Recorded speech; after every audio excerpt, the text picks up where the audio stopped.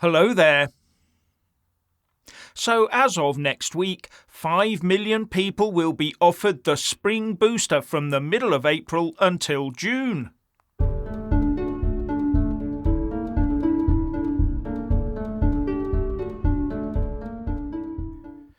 Now, if you are one of the over 75s or immunosuppressed, you'll get the offer of a spring boost over the next few months, presumably then leading to an autumn boost to get ready for next winter. So what happened to the grand plans of twice a year for life? And this comes as reports emerge of the number of cases surging and 8,000 people hospitalised by it. So one assumes that all those who are seriously affected are all over 75 or are otherwise immunosuppressed. But how about those that live, visit or work with those people at risk?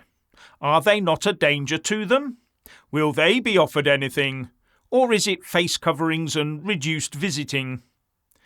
Now, this does seem a far cry from the recent past, when the plan was to give everyone these things twice a year for life, from cradle to grave, as well as forcing some people to take it under their employment contracts, and expense would have been no barrier to any of this. But now we hear about it having to be cost-effective.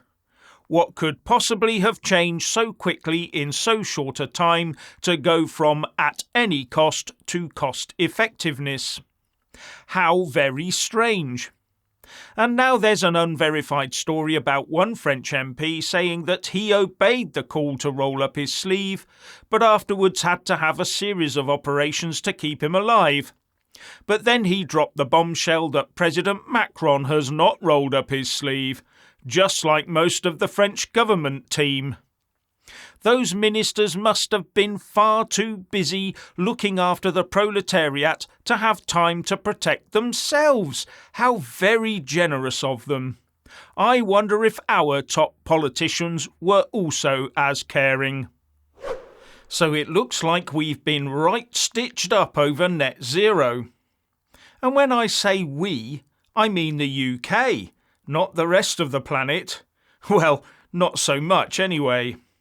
And why? Well, you recall that last week the EU decided to cave in to the German car manufacturing lobby by delaying the full implementation of the ban on selling internal combustion engine cars by 2035. And it was sort of automatically assumed that the UK would follow suit. But the Energy Secretary, Grant Shapps, has stated that the UK ban on the sale of new internal combustion engine-powered cars by 2030 will remain in place. But that's only the half of it, because it looks to me like he had no choice in the matter, absolutely none. Because it looks to me like the UK is bound into this by both national and international law. Now, I do hope I'm wrong about this, but just in case, here's my take on it. So how did this situation come about then?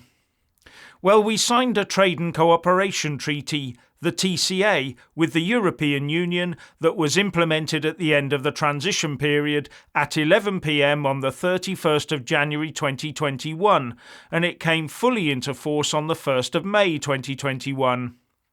And within that document is a climate change non-regression clause that states, "A party shall not weaken or reduce, in a manner affecting trade or investment between the parties, its environmental levels of protection or its climate level of protection below the levels that are in place at the end of the transition period, including by failing to effectively enforce its environmental law or climate level of protection."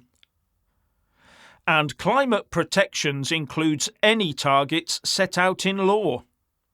So any changes to climate laws and protections that the UK makes that can be deemed as bad for the planet and affects EU trade will be forbidden. But you will ask, what about the EU side? Aren't they bound by the same agreement?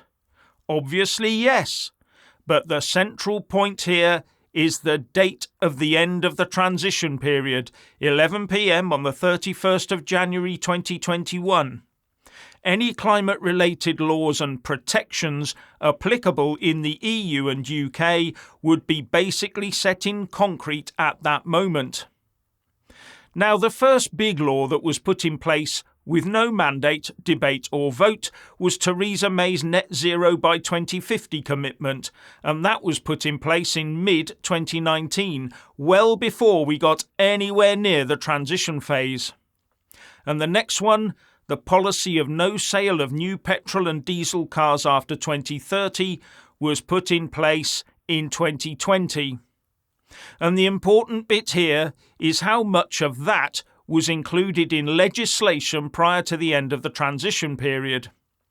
If none, then why isn't SHAPS following the EU lead? Remember that when we left the EU, the Department of Transport did say that for business reasons the UK would follow EU transport laws. Anyway, what about the EU side?